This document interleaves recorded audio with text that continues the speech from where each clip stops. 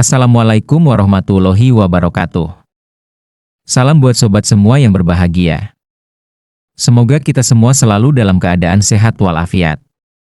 Dalam video kali ini, tentunya masih kita sajikan sebuah kisah bertema tentang kisah-kisah religi, sehingga banyak pelajaran dan edukasi serta manfaat yang dapat kita teladani. Baik sobat, dalam kehidupan sehari-hari, tentunya kita tidak akan lepas dari hubungan sosial, hubungan manusia dengan makhluk hidup lainnya. Juga hubungan manusia dengan sang holik. Akan tetapi kedekatan manusia dengan sang holik tidak selalu ditandai dengan popularitas atau kemasyhuran.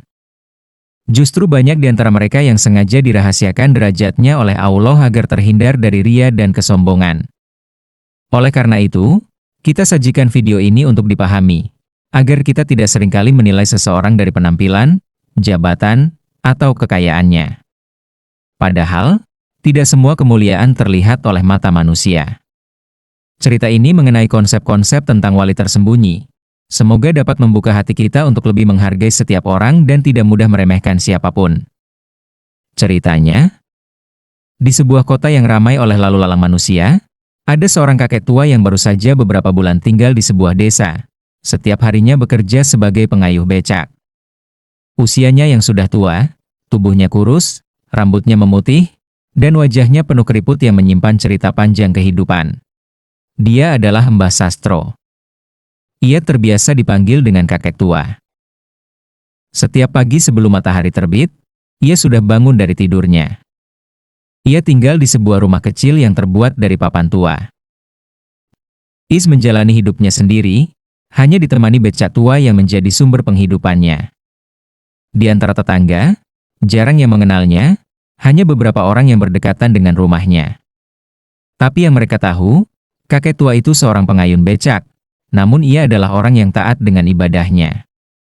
Hampir setiap hari ia berjamaah sholat. Setelah selesai, ia pun kembali ke rumahnya. Setiap setelah sholat subuh, ia biasanya duduk sebentar di depan rumahnya sambil memandang langit yang mulai terang. Ia menarik napas panjang lalu berkata pelan, "Semoga hari ini ada rezeki." Tidak lama lalu ia mendorong becaknya menuju pasar kota. Pasar itu selalu ramai. Banyak pedagang, pembeli, dan orang-orang yang lalu lalang. Pak Sastro biasanya menunggu penumpang di dekat gerbang pasar bersama para pengayuh becak lain yang jauh lebih muda. Namun seringkali orang-orang lebih memilih becak yang lebih baru atau pengayuh yang lebih kuat. Becak Pak Sastro jarang dilirik. Meski begitu, Pak Sastro tidak pernah mengeluh. Ia hanya duduk sabar sambil sesekali mengusap keringat di dahinya. Terkadang, jika ia tidak mendapatkan penumpang, ia membantu bekerja di sebuah toko pasar itu. Ia membantu mengangkat barang-barang dari pasar sesuai kebutuhannya. Meskipun Pak Sastro mendapatkan upah tak seberapa, tapi ia bahagia menyelesaikannya. Yang penting cukup buat beli makan dalam sehari itu. Karena kondisi Pak Sastro yang sudah tua, kadang ada yang menerimanya, kadang juga ada yang menolaknya. Yang lebih menyedihkan lagi, ada seseorang yang lewat di samping kakek tua atau Pak Sastro. Ia tidak merasa kasihan melihat keringatnya yang bercucuran, melainkan malah menertawakan dan menghinanya. "Pak tua, kamu itu sudah tua. Pulang saja tidur di rumah. Tenaga MU sudah lemah, tidak mungkin bisa mengayuh becak seperti yang lain. Jadi mana mungkin ada penumpang yang mendekati MU? Meskipun kamu duduk seharian menunggu penumpang, mana mungkin ada. Lihat becak teman-teman kamu. Becak mereka baru, juga lebih bagus, tentunya lebih nyaman. Bukan seperti becak MU, yang sudah pada ngelupas ketnya," kata orang itu. Pak Sastro cuma terdiam dan tersenyum tipis. Tidak ada yang namanya usaha itu sia-sia. Setiap kita berusaha pasti akan ada hasil, meskipun tidak seberapa, jawab Pak Sastro. Hinaan demi hinaan yang terima Pak Sastro bukanlah satu hal yang membuat putus asa, melainkan jadi penyemangatnya. Di hari berikutnya, kisah menyedihkan terjadi lagi kepada Pak Sastro. Di saat tengah terik matahari, ia merasa lelah. Dengan keringat bercucuran, ia beristirahat sekedar duduk di atas batu di depan toko. Tiba-tiba, sang pemilik toko keluar dan berjalan dengan cepat menghampirinya. Tanpa basa-basi, Pemilik toko memarahinya dan mengusirnya. Kamu jangan duduk di sini. Pergi, bawa becakmu dari sini. Kamu menutupi pintu masuk tokoku, ujar sang pemilik toko. Lalu Pak Sastro mencoba meminta maaf dan menjelaskannya. Iya Pak, saya minta maaf. Saya hanya numpang istirahat saja, saya akan pergi dari sini, jawab Pak Sastro. Namun, di saat Pak Sastro baru menaiki becaknya, pemilik toko itu emosinya malah menjadi-jadi. Tanpa berpikir panjang, ia menarik Pak Sastro dan menjatuhkan dari becaknya. Akhirnya Pak Sastro pun tersungkur. Tidak lama Pak Sastro pun bangun. Bukankah saya sudah meminta maaf kepada Anda, Pak? Dan saya juga akan pergi dari tempat ini, jawab Pak Sastro. Dengan kelembutan sikapnya, pemilik toko pun merasa salah dan akhirnya mereka pun meminta maaf. Sungguh kemuliaan hati Pak Sastro sebagai seorang waliullah terlihat dari kerendahan dirinya. Ia selalu sabar dan tabah menghadapi cacian bahkan hinaan. Bahkan di dalam menghadapi kedoliman, ia pun tetap memaafkan. Bahkan ia tidak pula merasa lebih mulia dari orang lain. Hatinya dipenuhi keikhlasan, kasih sayang, dan kedekatan yang sangat dalam kepada Allah. Seorang wali menjaga lisannya dari menyakiti, menjaga hatinya dari iri dan sombong, serta selalu menebar kebaikan kepada siapapun tanpa memandang siapa orangnya. Walau memiliki kedudukan tinggi di sisi Allah, mereka sering hidup sederhana dan bahkan tersembunyi dari pandangan manusia. Kemuliaan mereka bukan pada pakaian, jabatan, atau kekayaan, tetapi pada hati yang bersih, sabar, penuh zikir, dan selalu berserah diri kepada Allah. Dari hati yang mulia itulah lahir doa-doa yang lembut, nasihat yang menenangkan, dan akhlak yang membuat orang di sekitarnya merasa damai. Karena itu, para wali sering tidak dikenal manusia, tetapi sangat dikenal di langit. Tidak lama matahari persis di atas kepala, suara adzan duhur pun terdengar. Ia pun segera pergi ke masjid, membasuh muka dan mengambil air wudhu untuk melaksanakan sholat. Di dalam doanya, ia hanya minta agar selalu diberikan kesehatan. Kemudian, saat ia keluar dari masjid, seorang ibu tua menghampirinya. Pak, bisa antar saya ke ujung kampung? Tanya ibu itu dengan suara lembut. Pak Sastro tersenyum lebar. Tentu saja, Bu. Silakan naik. Ia mengayuh becaknya perlahan. Kakinya yang sudah tua tetap berusaha kuat mendorong pedal. Meski jalannya menanjak dan napasnya terengah-engah, Pak Sastro tetap mengayuh dengan penuh kesabaran. Sesampainya di tujuan, ibu itu memberikan beberapa lembar uang. Pak Sastro terkejut. Bu, ini terlalu banyak. Ibu itu tersenyum. Tidak apa-apa, Pak. Saya tahu Bapak bekerja keras. Pak Sastro menunduk haru. Baginya, uang itu cukup untuk makan beberapa hari. Tapi hebatnya, setelah ia mendapatkan rizki, ia langsung memberikan sebagian penghasilan itu kepada pengemis-pengemis di tiap jalan. Hampir setiap hari ia melakukan itu.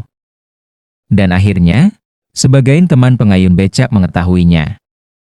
Hari demi hari, ia pun mengetahui kebiasaan Pak Sastro setiap hari selalu berbagi. Padahal penghasilannya tidak seberapa.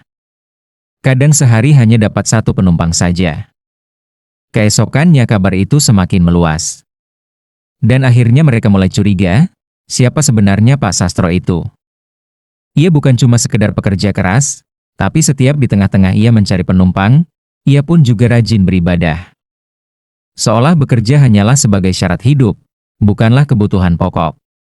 Suatu malam ketika hujan turun deras, Pak Sastro masih berada di jalan. Ia sedang berteduh di bawah pohon bersama becaknya. Jalanan hampir kosong.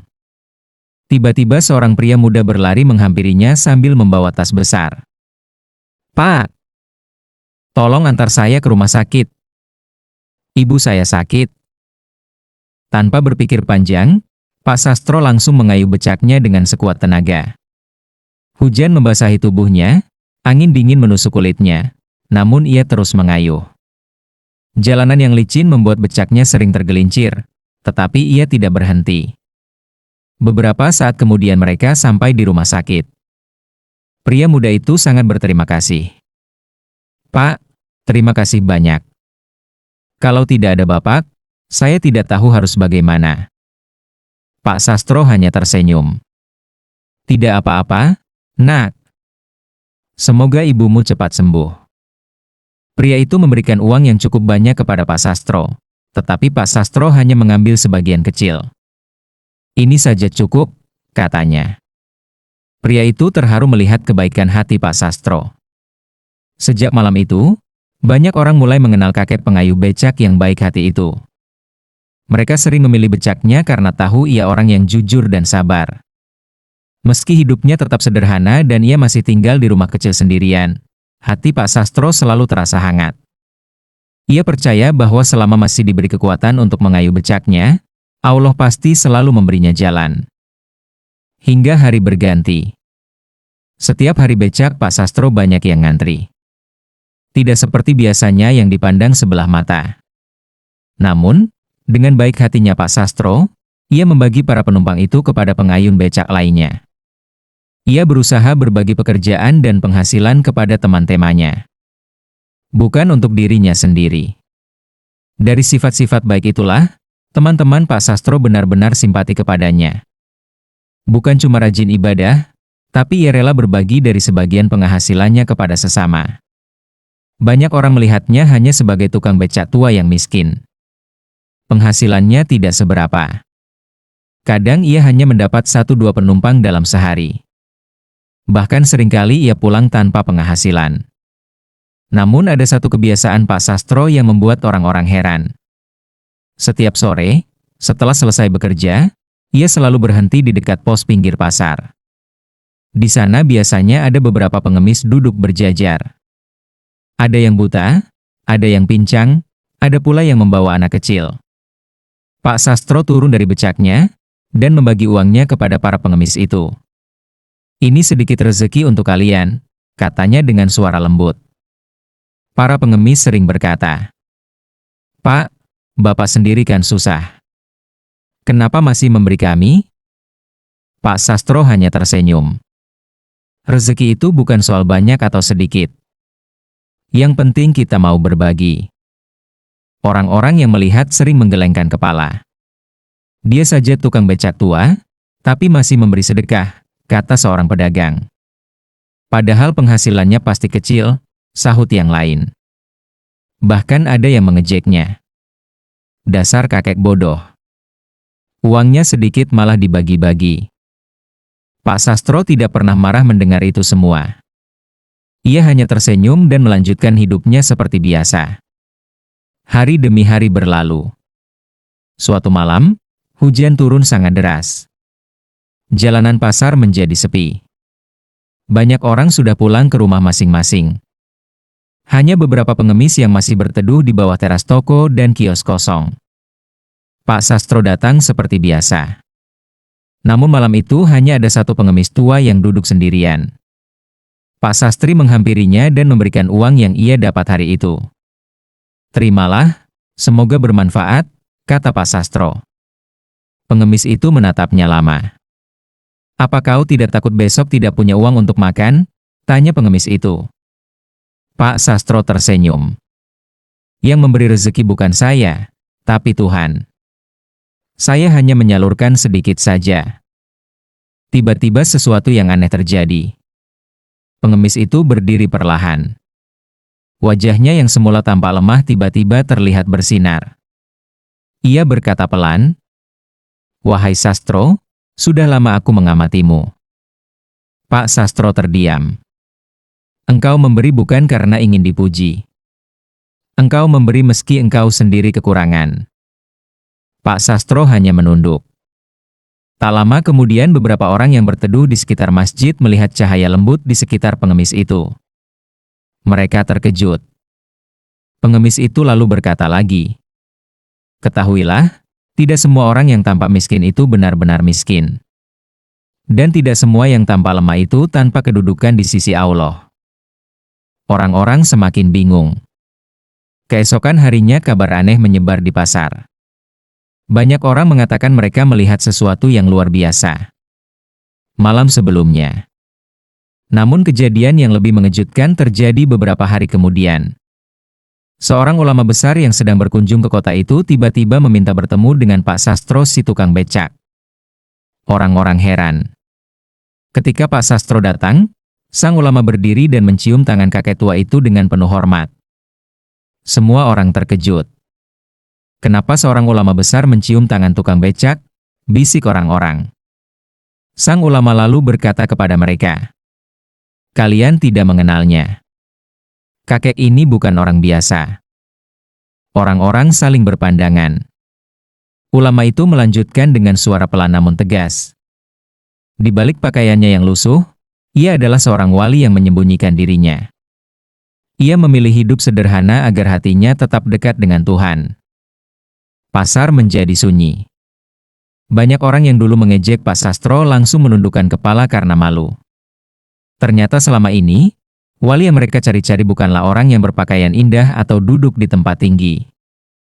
Ia justru seorang kakek tua pengayuh becak, yang setiap hari membagi rezekinya kepada para pengemis. Lalu seketika Mbah Sastro menggeleng pelan. Ia tertawa kecil. "Kiai tidak usah berlebihan seperti itu. Saya hanya manusia biasa, seorang pengayun becak tua. Kalau ada kebaikan terjadi, itu bukan karena saya.